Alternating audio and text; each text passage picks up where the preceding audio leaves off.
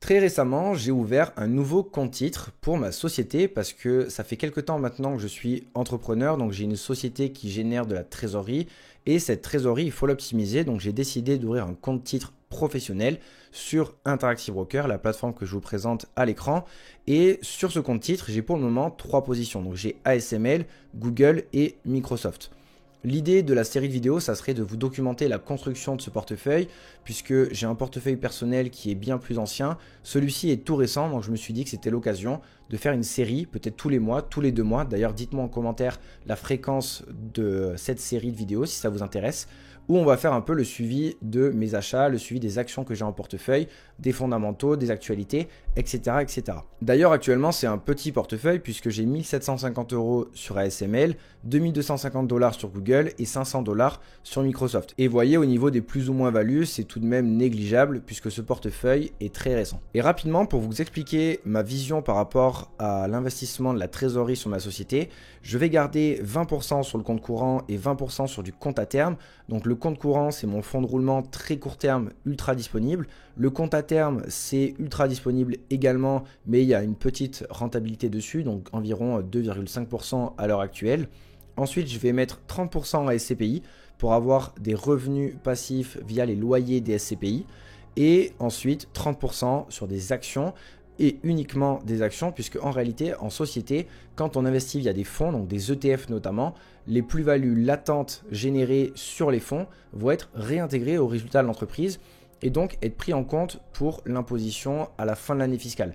Et ça, moi, je ne le veux pas du tout. Je veux que mon imposition soit basée sur mon activité et non pas sur les placements que je fais, ou en tout cas quand je le décide, c'est-à-dire quand je décide de prendre une plus-value, là je paye effectivement des impôts, mais personnellement je trouve que réintégrer les plus-values latentes au résultat, c'est complètement stupide, donc je préfère me concentrer à 100% sur des actions.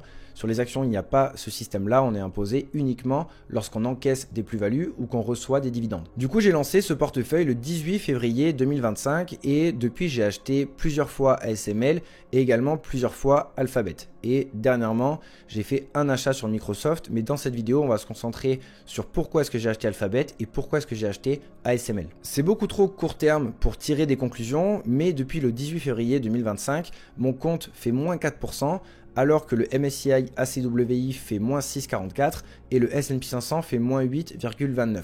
Donc évidemment, c'est trop court terme et on ne peut pas savoir ce qui va se passer dans le futur, mais pour le moment, mon portefeuille chute, mais chute moins que mes benchmarks, donc le ACWI qui est un indice mondial très diversifié et le S&P 500 que vous connaissez bien. Et je vais comparer petit à petit ma performance avec ces deux indices pour voir si je suis dans la bonne direction, dans la mauvaise direction et ajuster. Donc je suis un fervent défenseur de la data et c'est toujours beaucoup plus facile de prendre des décisions quand on a les chiffres sous les yeux. On va s'attarder dans un premier temps sur Alphabet, donc Google, et ce qu'on voit c'est que depuis un an son cours de bourse a évolué de 14% à la hausse, mais si on prend depuis le 4 février, donc son point haut, elle avait atteint 207 dollars et depuis elle chute d'environ 16,8% et au plus bas elle avait chuté de quasiment 22%. Donc forcément si le prix chute, on a la possibilité d'acheter Google moins cher et c'est exactement ce que vous pouvez voir ici avec le ratio cours sur bénéfice, donc le PER et l'évolution du PER. Il y a eu des périodes où Google s'achetait quand même beaucoup plus cher. On était en 2019 ici à 27 en moyenne, 29,63 en 2020, 25,44 en 2021. En 2022, elle était très intéressante avec un PER de 19 et actuellement, elle est à 23. Donc, globalement, on voit que le PER de 23, c'est pas très cher payé pour Google. Et en plus de ça, si on regarde aujourd'hui, le ratio cours sur bénéfice est de 22,37. Donc, on peut acheter Google à un PER très intéressant, notamment par rapport aux autres entreprises technologiques telles que Amazon, Microsoft. Google est également une entreprise qui fait énormément d'argent et qui a un ratio PER, donc un ratio cours sur bénéfice, qui est beaucoup moins élevé que d'autres entreprises technologiques. C'est pour ça que Google, à mon sens, est actuellement pas très cher. Et surtout, elle surfe sur 3 méga tendances. Et ça, c'est ce qui m'intéresse énormément, c'est qu'à la fois, elle surfe sur la partie cloud, sur la partie également plateforme et développement de plateforme avec des utilisateurs qui vont venir sur la plateforme, notamment avec YouTube, et sur la partie publicitaire, donc toute la partie régie publicitaire qui apporte énormément de cash à Google. Et ces 3 méga tendances là font que, à mon avis, Google sur le moyen et long terme est une entreprise qui va continuer de faire énormément d'argent. C'est déjà le cas aujourd'hui et je pense que ce sera le cas dans le futur. Et on va avoir à suivre quelques enjeux chez Google, notamment autour de l'intelligence artificielle, mais on en parle un petit peu plus tard dans la vidéo. Si on regarde la croissance de Google avec ses derniers chiffres annuels, on voit tout de même que on a une croissance du résultat net de 24% en moyenne sur les 5 dernières années, une évolution de quasiment 17% du chiffre d'affaires, d'environ 19% des flux de trésorerie disponibles, donc du cash disponible. Et sur 10 ans, on voit qu'on a vraiment une très très belle évolution. La seule évolution qui est un petit peu moins bonne, c'est celle du flux de trésorerie. Si on regarde sur la dernière année, effectivement, on a une croissance, mais qui n'est pas incroyable par rapport aux résultats nets, notamment où on voit qu'on a vraiment une grosse évolution du résultat net. Donc l'entreprise a réussi à faire du bénéfice, mais ne l'a pas transformé en cash, tout simplement parce qu'elle a utilisé beaucoup de ce cash-là pour investir. Et on le voit en fait dans le ratio PCF, donc le price to cash flow. Et effectivement, ce ratio-là est plus élevé. On paye 28 fois, quasiment 29 fois le cash flow de Google en l'achetant aujourd'hui. Mais Google, c'est quand même une boîte qui fait énormément de marge également et des marges qui s'améliorent en plus de ça. Donc ça, c'est extrêmement positif. Si on regarde la marge d'exploitation et la marge nette, on voit qu'il y a une tendance haussière et en moyenne, on est sur 25% de marge d'exploitation et 22% de marge nette sur les 10 dernières années. Et sur les 5 dernières années, c'est encore mieux avec 27,8% de marge d'exploitation moyenne et 25% de marge nette.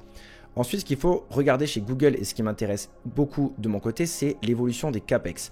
Pourquoi les CAPEX? Parce que ce sont les dépenses d'investissement. Et je ne sais pas si vous avez vu passer, mais les grandes entreprises américaines telles que Amazon, Google, Microsoft investissent massivement dans des data centers pour justement développer le cloud, pour développer l'intelligence artificielle. Donc ils investissent énormément, mais du coup il faut qu'il y ait derrière un retour sur investissement.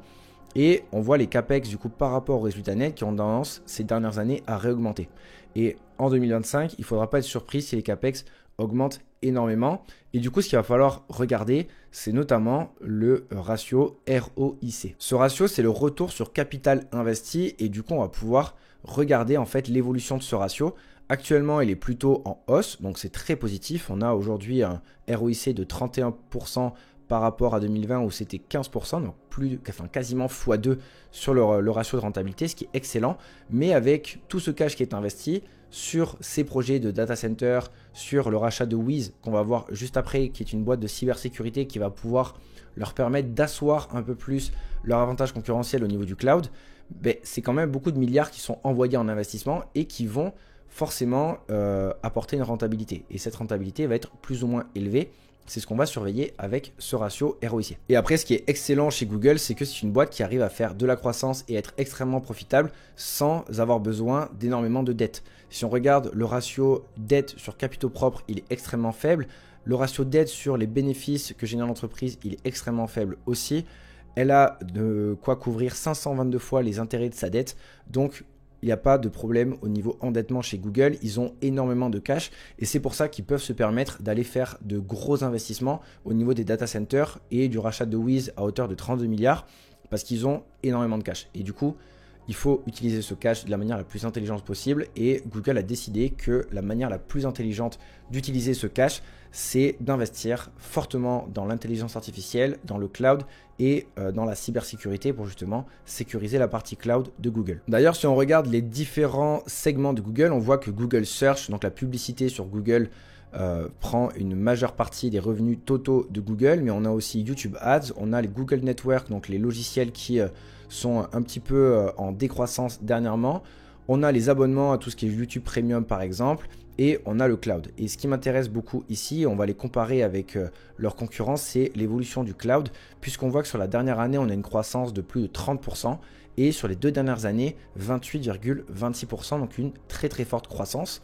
Et si on regarde sur le search, on a également une forte croissance avec 13% sur la dernière année et 10% sur les 2 dernières années. On se retrouve sur Notion, sur justement les fiches que je donne aux membres du programme SPAC, les membres de mon accompagnement. Et en fait, je leur fais des résumés de tout ce qui se passe au niveau des conférences trimestrielles des entreprises que j'ai analysées pour eux.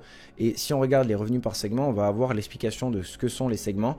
Et notamment dans le Google Search, on va avoir le Search, Google Maps, Gmail.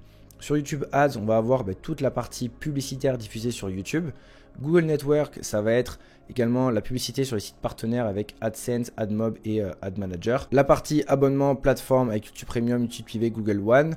Google Cloud et on a également les Other Bets, donc les autres paris avec Waymo qui est une entreprise de voitures autonomes qui est en plein boom actuellement et qui va développer d'ailleurs, qui va démarrer son développement à l'international, donc très intéressant de suivre cette partie-là également. Du coup, chez Google, on a vu la partie cloud qui a une très forte croissance actuellement et justement, Google lâche 32 milliards pour acheter Wiz, donc une entreprise de cybersécurité, et il surpaye largement cette entreprise parce que Wiz a atteint 500 millions de dollars d'ARR, donc de chiffre d'affaires récurrent, et prévoit de dépasser le milliard en 2025. Mais globalement, nous, quand on achète Google 22 fois ses bénéfices, Google achète Wiz 32 fois leur chiffre d'affaires. Donc, voyez un peu l'écart, c'est quand même assez impressionnant, mais il faut, croire en Google et je pense qu'ils sont assez intelligents pour déterminer que certes, ils surpayent cette entreprise, mais que ça va leur apporter encore plus à long terme. Et l'idée, c'est que justement, Wiz vienne asseoir un peu plus l'avantage concurrentiel de Google au niveau du cloud. Et c'est ce qu'on voit ici avec Amazon. Si on regarde juste la partie AWS, on voit que certes, ils sont leaders avec 107 milliards pour AWS, contre, on a ici au niveau du cloud, uniquement 43 milliards de chiffre d'affaires chez Google. Donc, vous voyez que ça fait plus de 2 fois le chiffre d'affaires de Google chez Amazon. Mais par contre, on a une croissance qui est plus faible. 18% sur un an, 16% sur 2 ans. Et pareil chez Microsoft. Si on prend le cloud, effectivement, ils font 104 milliards, donc c'est le deuxième acteur, mais la croissance est plus faible. 8,99 sur un an et 12,92 sur 2 ans. Et pour finir sur cette partie cloud qui m'intéresse énormément chez Google, et prendre le troisième acteur, c'est pas forcément une mauvaise chose, puisqu'en fait, on ne sait pas qui c'est qui va gagner la guerre du cloud. Actuellement, Google est en 3e position, mais ils prennent en tout cas des décisions pour essayer de se rapprocher des leaders. Et ce qui est extrêmement intéressant, c'est que le cloud actuellement délivre à la fois du chiffre d'affaires, mais également du bénéfice, puisque les marges opérationnelles sur la partie cloud sont en pleine croissance. Vous voyez, en 2020, on était à moins 32%, alors qu'aujourd'hui, on est à 17,5%. Donc si on continue sur cette ascension, ça va devenir un segment chez Google qui va apporter énormément de bénéfices. Et ça, pour nous, en tant qu'actionnaires, c'est excellent. D'ailleurs, lors du dernier rapport trimestriel de Google, ils ont parlé de l'expansion au niveau du cloud. Donc, il va y avoir énormément de dépenses en CAPEX, 75 milliards de prévus pour 2025, ce qui est juste énorme, pour développer 11 nouveaux data centers et également des câbles sous-marins pour renforcer la connectivité mondiale. Donc ça, c'est très intéressant. Et au niveau des risques potentiels annoncés lors de la conférence du dernier trimestre de Google, ils ont justement parlé de la capacité cloud qui est limitée. Donc actuellement, ils ont trop de demandes par rapport à la capacité de leur cloud. Donc, ça freine la croissance, alors qu'ils sont déjà à 30% de croissance sur la partie cloud, mais ils estiment que la croissance est freinée parce qu'ils n'arrivent pas à répondre à la demande. Donc, pour le coup, ils prévoient d'accélérer l'expansion des infrastructures avec beaucoup de CAPEX, mais sur la partie data center et en tout cas sur la demande qu'ils ont au niveau du cloud, il semblerait qu'ils vont avoir un retour sur investissement très intéressant, puisque il y a trop de demandes par rapport à leurs possibilités actuelles. Et si on regarde au niveau des perspectives d'évolution, donc on va avoir une forte croissance au niveau du cloud. Ils estiment qu'ils sont en hyper croissance avec une expansion rapide des services d'intelligence artificielle et de cybersécurité. Et ça, c'était avant l'annonce de Wiz et depuis, ils ont acheté Wiz. Donc à mon avis, sur la partie cybersécurité, ils vont fortement accélérer, sachant que l'achat final de Wiz devrait se faire en 2026, donc c'est pas de suite. Voilà en gros toutes les raisons qui font que j'ai commencé à construire une position sur Google et que je vais continuer à renforcer tant que la valorisation est intéressante. D'ailleurs de mon côté, j'ai tout un système de valorisation qui me permet de déterminer le pourcentage de décote par rapport au prix juste. Donc tant que j'ai une décote sur Google, je vais continuer de renforcer ma position. Et maintenant, on va aller voir ASML de manière un petit peu plus rapide. Mais si vous voulez savoir comment est-ce que je construis ma stratégie, la stratégie SPAC, notamment sur mes investissements personnels avec à la fois des ETF et à la fois des actions qui sont pour moi extrêmement complémentaires, vous avez une vidéo de 30 minutes qui vous explique absolument tout dans la description. Elle est gratuite, donc allez checker, vous apprendrez beaucoup de choses sur la stratégie que je mets en place. Maintenant, on va s'intéresser à ASML. ASML, c'est une boîte qui depuis le début de l'année a chuté de 3,55%, mais surtout si on dézoome sur un an, elle a perdu 26%. Et depuis son pic, elle a perdu 33%. Donc une chute qui est quand même assez importante pour une entreprise qui est, à mon sens, très très intéressante. Donc je commence à me placer dessus parce que le cours actuel m'intéresse. Ça veut pas forcément dire que ça n'ira pas plus bas, c'est fort probable, mais je commence à construire ma position et si ça atteint un certain niveau, aux alentours des 550 à peu près. Je pense que je chargerai la mule sur ASML puisque c'est une entreprise qui est excellente pour la simple et bonne raison que c'est le premier maillon de la chaîne des semi-conducteurs. Ce qui me plaît énormément avec ASML, c'est qu'ils sont en tout début de chaîne des semi-conducteurs. Donc ils font partie des équipementiers comme Lam Research et comme Applied Materials par exemple. Et en fait, ils vont fournir les fonderies et les IDM. Donc les IDM, c'est les entreprises de manufacture qui vont concevoir et produire leurs propres puces, mais ils peuvent également sous-traiter une partie de leur production, notamment aux fonderies. Et donc ASML va fournir les IDM et les fonderies, et donc c'est le premier maillon de la chaîne. Et ce qui m'intéresse énormément en fait, c'est que on ne peut pas savoir qui c'est qui va gagner la course à l'intelligence artificielle. On ne peut pas savoir qui c'est qui va faire les meilleures puces tout au long de notre vie, mais par contre ce qui est beaucoup plus simple à comprendre, c'est qu'on a besoin de plus en plus de puces, notamment pour le cloud, pour l'intelligence artificielle. Et les entreprises qui ont une énorme avance technologique en début de chaîne de production sont des entreprises qui vont tourner pendant de très nombreuses années. Et notamment ASML qui fournit Taiwan Semiconductor, qui est un de ses gros clients. Et en fait, ASML ont développé une technologie, donc la lithographie EUV, qui est assez extraordinaire. Et les analystes tels que Morningstar estiment qu'ils ont environ 20 ans d'avance par rapport à la concurrence. Et en plus de ça, ils continuent de développer et de faire de la recherche et développement avec un budget de 4 milliards cette année. Donc, ils continuent d'accroître leur avance technologique. Et donc, ils sont extrêmement bien placés dans la chaîne des semi-conducteurs. On va aller voir un peu plus en détail le business model de ASML juste après, mais on regarde d'abord un petit peu les chiffres annuels. Et vous voyez qu'on a une croissance de 24% sur les 5 dernières années en moyenne sur le résultat net, 19% sur le chiffre d'affaires et 29% sur le flux de trésorerie disponible. Donc on a une très très bonne croissance. Au niveau des marges, pareil, c'est excellent. On a des marges qui sont très très bonnes et surtout qui sont en croissance. Si on enlève la marge brute, la tendance est plutôt haussière. Même si sur les 3 dernières années, effectivement, on a des marges qui chutent un petit peu, mais la tendance globale est haussière. Donc il faut surveiller s'ils arrivent toujours à maintenir leur marge. Mais on va voir qu'il y a un segment qui est extrêmement intéressant chez ASML, c'est tout ce qui va être entretien des machines, et sur ça, ils ont énormément de marge. Vous voyez ici, on a 3 segments chez ASML. Donc on a la base installée, donc l'entretien de la base installée, la partie logique et la partie memory. Donc on va aller sur mon analyse personnelle et on peut voir que tout ce qui va être sur la base installée, ça va être de la maintenance, des mises à jour logicielles et des interventions sur le terrain. La partie logique, ça va être les circuits logiques qui vont être très importants dans la partie IA, télécommunications, centre de données, donc les fameux data centers qui sont en train d'être construits et sur lesquels il y a énormément d'investissements, notamment par les GAFA, donc Amazon, Microsoft, Google.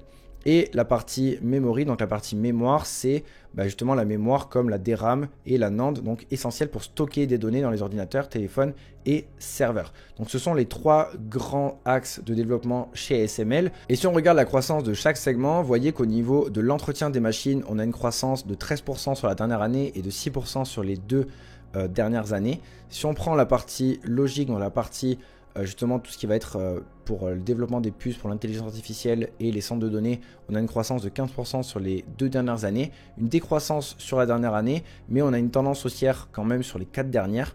Et enfin la partie mémoire qui est un petit peu cyclique également, on a une explosion là, 55% de croissance sur la dernière année et 28% sur les 2 dernières années. Ce qui est extrêmement intéressant chez ASML, c'est qu'ils ont un monopole sur la technologie EUV, donc c'est des machines de lithographie qui sont extrêmement avancées et qui sont essentielles à Taiwan Semiconductor, Samsung et Intel, qui ont besoin justement de cette technologie, pour rester compétitifs. Et ce qui est également très très intéressant en fait, c'est le revenu récurrent que vont apporter ces machines. Parce qu'en fait, sur une machine DUV, donc les machines un peu moins avancées de ASML, après la vente de la machine, ils estiment qu'il va y avoir 130% de revenus supplémentaires grâce au service, à la maintenance, à la mise à jour de cette machine-là. Donc on a 100% de chiffre d'affaires sur la machine, plus 130%. Donc une vente égale 230% de chiffre d'affaires, puisqu'on va avoir cette partie de revenus supplémentaires après la vente. Et pour les machines EUV qui sont plus complexes, ça devrait atteindre 150% ou plus. Donc il faut comprendre que la partie de base installée va avoir une croissance naturelle, puisque les machines, je ne vous l'ai pas montré juste avant, mais ils estiment qu'elles ont une durée de vie d'environ 30 ans, voire même plus de 30 ans. Donc en réalité, toutes les machines que sont en train d'installer ASML actuellement sont des machines qui vont rester sur le long terme, qu'il va falloir entretenir. Et donc tout ça, ça va faire du revenu récurrent pour ASML. Donc effectivement, on a eu une petite baisse du nombre de machines vendues, de machines de lithographie EUV en 2024 avec 380 machines contre 421 machines en 2023. Mais si on regarde sur 2 ans, on a quand même une tendance haussière, même si la dernière année a été moins bonne. Et c'est sûrement pour ça aussi que le cours de bourse a été sanctionné. Mais est-ce que ça vaut moins 33% sur le cours de bourse? Je pense pas. Ça reste une entreprise qui est extrêmement intéressante à mon sens, qui est le premier maillon ou un des premiers maillons de la chaîne des semi-conducteurs et surtout qui est leader sur la technologie EUV avec un monopole qui du coup leur apportera du chiffre d'affaires presque assuré pour les 10 à 15 prochaines années. Voilà pour cette première vidéo. Donc vous savez pourquoi est-ce que j'ai acheté Google et pourquoi est-ce que j'ai acheté ASML. On fera le suivi de ces deux entreprises et je le fais également pour tous les membres de mon accompagnement. Ils auront les infos bien en avance également parce que je ne sais pas à quelle fréquence je ferai ce genre de vidéo. Dites-moi en commentaire si vous voulez que je le fasse tous les mois ou si vous voulez que je le fasse tous les 2 mois. On pourra parler de Microsoft la prochaine fois. Et moi de mon côté, je vais continuer à investir sur ce portefeuille. Donc j'investis environ 4 000 € par mois sur ce portefeuille-là. Donc voilà, je pense qu'on a fait le tour. N'hésitez pas à aller checker le premier lien en description. C'est l'explication totale de ma stratégie, notamment sur mes investissements personnels. Et moi je vous dis à très vite. C'était Clément.